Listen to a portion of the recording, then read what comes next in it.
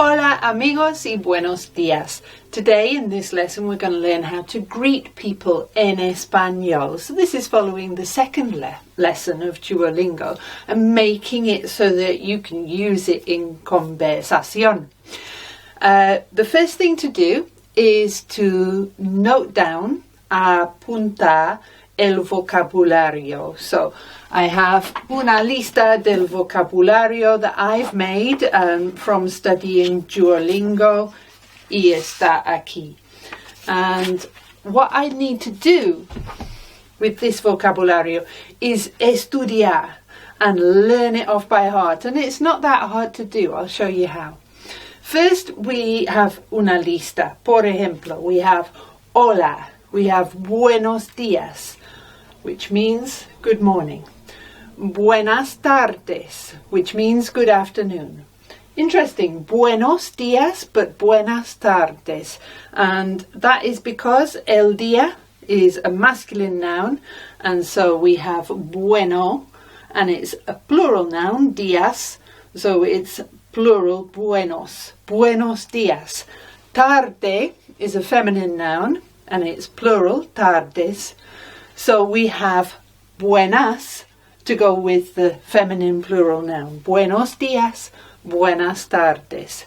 Strange concept, but now you know why. You can get your head around that. We also have buenas noches. So I know that we have hola and adios, hello and goodbye. We have buenos días, buenas tardes, buenas noches. So that's 5 there. And I think it's useful to remember what you have and how many you have, because then you can recall it from nothing. And when you can recall it from nothing, which is exactly what you have when you're speaking to somebody who speaks Espanol, when you can recall it from nothing, you know that it's at your fingertips whenever you need it, without a piece of paper, without it in English even. Okay. So you can test yourself with a blank piece of paper that you can remember those things.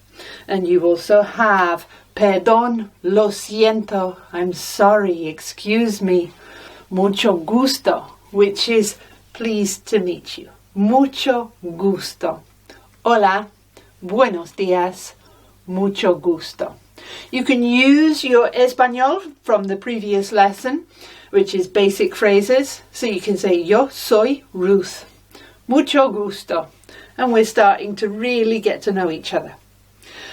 Once you've made your list of vocabulario, or you've used mine from mi libro, there's a link in the description for that if you want to have a look at it, then we need to learn a verb.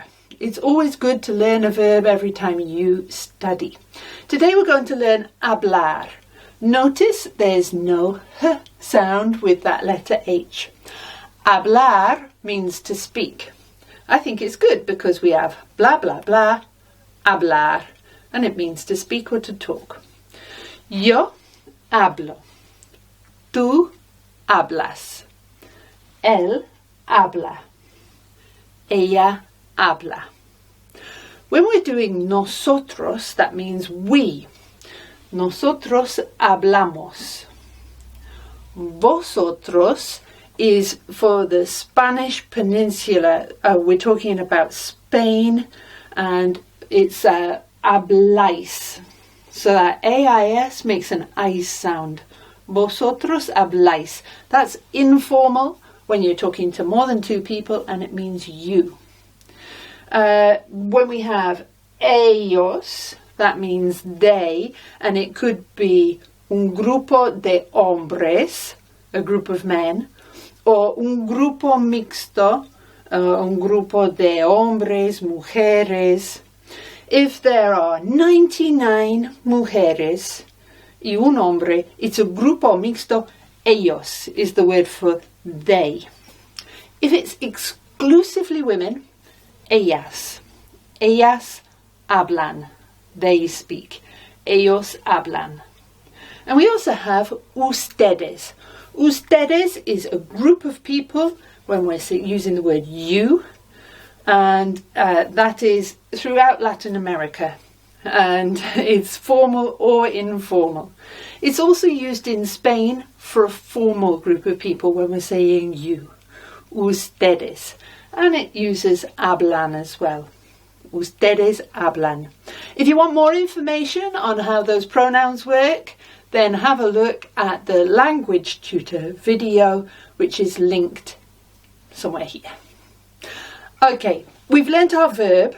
Now we can greet people and make a dialogue. When we build a dialogue and we imagine it, we imagine that scenario, and we start using el español, and we start role-playing el español, it goes into our head, because now it's something usable, something we can imagine. We can imagine talking to Jose, we can imagine talking to Pedro y Maria.